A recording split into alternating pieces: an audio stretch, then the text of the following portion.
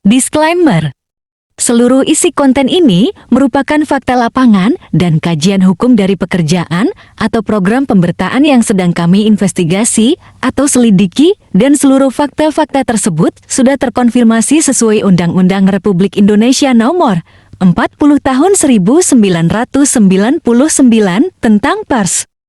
Konten ini merupakan pendapat hukum atau legal opini mengenai tindak pidana korupsi dan hukum dari Perkumpulan Litipikor AHICW dan merupakan edukasi tentang korupsi dan hukum yang diberikan kepada seluruh masyarakat Indonesia.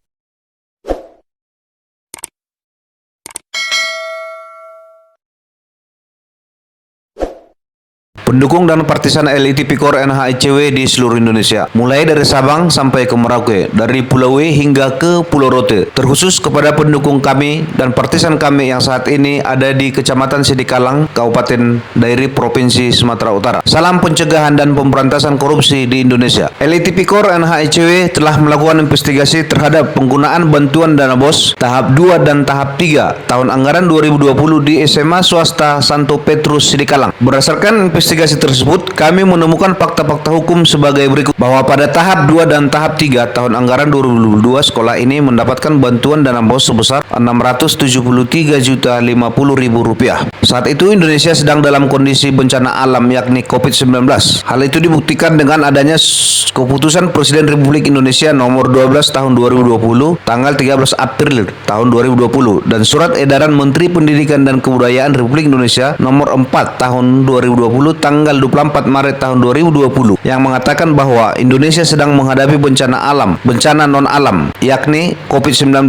Karena itu, seluruh aktivitas sekolah saat itu ditiadakan atau diliburkan dan proses belajar dan mengajar dilakukan dari rumah atau online atau daring. Kendati demikian, bahwa berdasarkan investigasi data yang telah kami lakukan, kami menemukan bahwa fakta bahwa pada tahap 2 dan tahap 3 tahun anggaran 2020, Kepala Sekolah SMA swasta Santo Petrus Sidikalang ini masih menganggarkan dana BOS pada beberapa komponen penggunaan dana BOS yang saat itu tidak mungkin lagi dilaksanakan karena COVID-19 sebanyak kurang lebih 500 juta rupiah. Sesuai SOP penyelidikan tindak pidana korupsi di Perkumpulan Litipikor AHICW, kejanggalan dimaksud kemudian kami konfirmasi secara tertulis kepada Kepala Sekolah SMA swasta Santo Petrus Sidikalang. Pada hari Selasa tanggal 7 November tahun 2023, pihak sekolah SMA swasta Santo Petrus Sidikalang melalui kepala sekolah dan beberapa orang pegawai atau guru di sekolah tersebut mengundang Litipikor AHICW yang saat itu dihadiri oleh Kepala Kantor Litipikor AHICW dari Papua Barat dan Karo Nur Elia Capa untuk melakukan pertemuan guna memberikan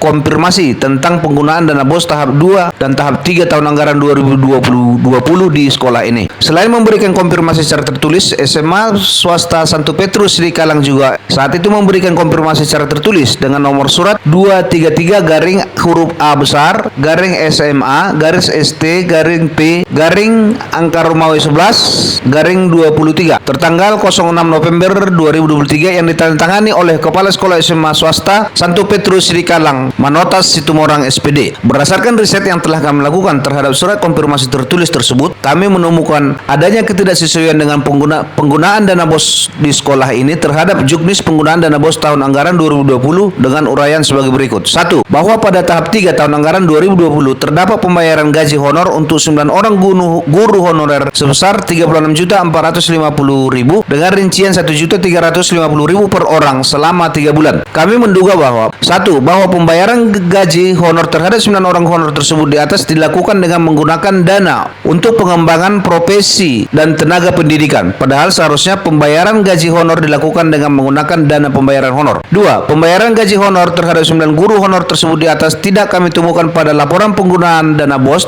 tahap 3 tahun anggaran 2020. Namun pada jawaban surat konfirmasi pihak SMA swasta Santo Petrus Sidikalang kepada kami, pembayaran gaji honor tersebut ada tertulis, namun dibuat pada komponen pengembangan profesi guru dan tenaga kependidikan. Bahwa terdapat pembayaran transport MKKS untuk bulan Oktober sampai bulan Desember sebanyak Rp300.000. 4. Bahwa terdapat pembayaran iuran MKKS untuk bulan Oktober sampai bulan Desember sebanyak Rp300.000. Bahwa terdapat terdapat pembayaran konsumsi rapat MKKS tambah bendahara BOS sebanyak Rp125.000. 6. Bahwa terdapat pembayaran snack rapat MKKS tambah bendahara BOS sebanyak Rp250.000. Bahwa menurut nomor 6 poin A sampai poin C huruf J salinan lampiran Peraturan Menteri Pendidikan dan Kebudayaan Republik Indonesia nomor 8 tahun anggaran 2020 tentang petunjuk teknis tata cara pengelolaan dana bantuan operasional sekolah reguler disebutkan bahwa pembiayaan pengembangan profesi guru dan tenaga kependidikan meliputi pembiayaan dalam rangka mengikuti atau menyelenggarakan kegiatan dalam rangka pengembangan strip peningkatan kompetensi guru dan tenaga kependidikan, pembiayaan dalam rangka pengembangan inovasi terkait pengembangan kompeten pembelajaran, metode pembelajaran, kompetensi guru dan tenaga kependidikan, dan atau pembiayaan lain yang relevan dalam rangka menunjang pengembangan profesi guru dan tenaga kependidikan. Dengan demikian dapat kami sampaikan bahwa Musyawarah Kerja Kepala Sekolah disingkat MKKS merupakan forum perkumpulan kepala sekolah dalam suatu gugus wilayah atau kecamatan. Anggotanya terdiri dari kepala-kepala sekolah negeri dan swasta dalam satu kecamatan terkait. Dengan kata lain, MKKS ini merupakan organisasi pribadi dari para kepala sekolah di dalam suatu kecamatan di kabupaten dan kota suatu provinsi di Indonesia. Jadi bila MKKS membuat satu kegiatan dan rapat itu bukan mewakili sekolah, akan tetapi kegiatan itu adalah kegiatan oknum kepala sekolahnya. Jadi sifatnya bersifat pribadi dan bukanlah prioritas sekolah. Sementara yang dimaksud dengan dana BOS adalah dana alokasi khusus non-fisik untuk mendukung biaya operasional non-personalia bagi satuan pendidikan. Dengan kata lain, dana BOS hanya dapat digunakan untuk keperluan operasional non-personalia bagi satuan pendidikan. Yang dimaksud dengan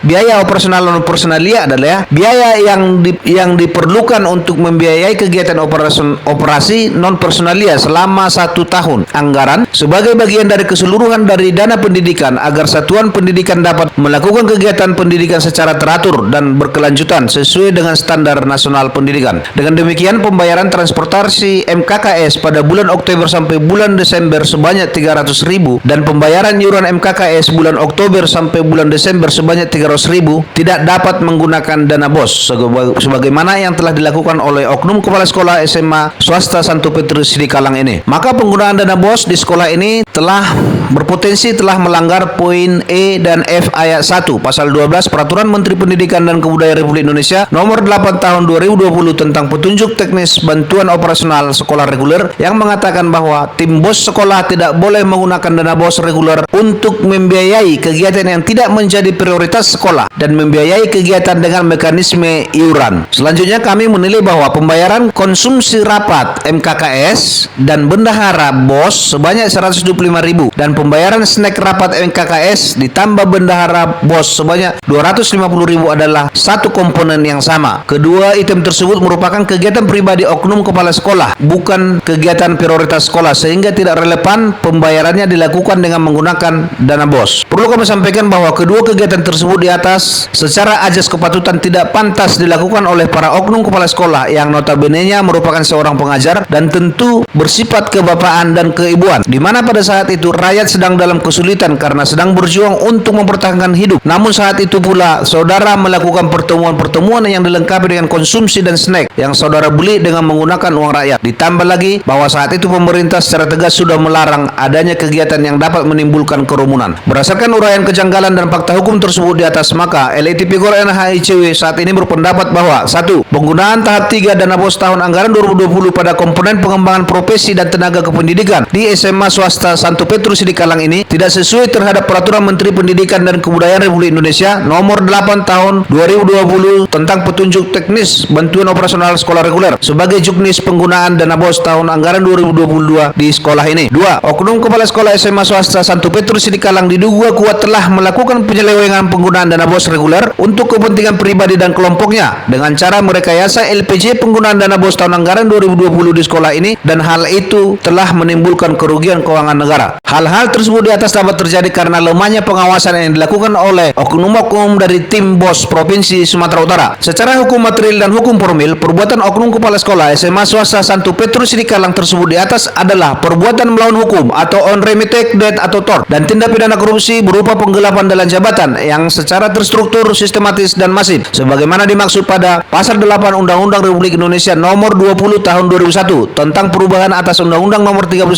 tahun 1999 tentang pemberantasan tindak pidana korupsi. korupsi. Oleh karena itu, agar kerugian keuangan negara tersebut dapat dikembalikan ke kas negara sesuai tugas pokok dan fungsi kami sebagai lembaga investigasi tindak pidana korupsi dan advokasi hukum di Indonesia, kami akan meminta dan melaporkan hal tersebut kepada BPKP Perwakilan Provinsi Sumatera Utara dan untuk meminta agar dilakukan audit secara menyeluruh terhadap penggunaan bantuan dana BOS di sekolah ini. Demikian press release ini kami lakukan Jakarta tanggal 21 November tahun 2023 atas nama Presiden Rektur Perkumpulan Elit Tipikor NH ICW Deputi Hubungan Masyarakat David Malau.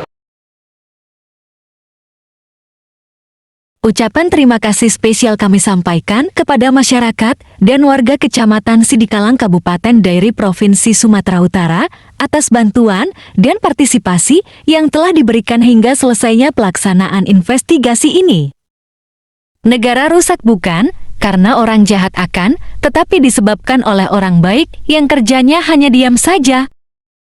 Dukung terus aksi investigasi atau penyelidikan tindak pidana korupsi dan advokasi hukum yang kami lakukan di Indonesia dengan menjadi pendukung dan donatur Perkumpulan Litipikor AHICW. Donasi dapat saudara salurkan ke nomor rekening BRI nomor 0194010212845537 atas nama Investigation Corruption Watch. Konfirmasi donasi dapat di-WA-kan ke nomor 085263989311 Departemen Fundraising. Sekecil apapun, donasi yang Anda berikan sangat membantu kami dalam melakukan pencegahan dan pemberantasan korupsi di Indonesia.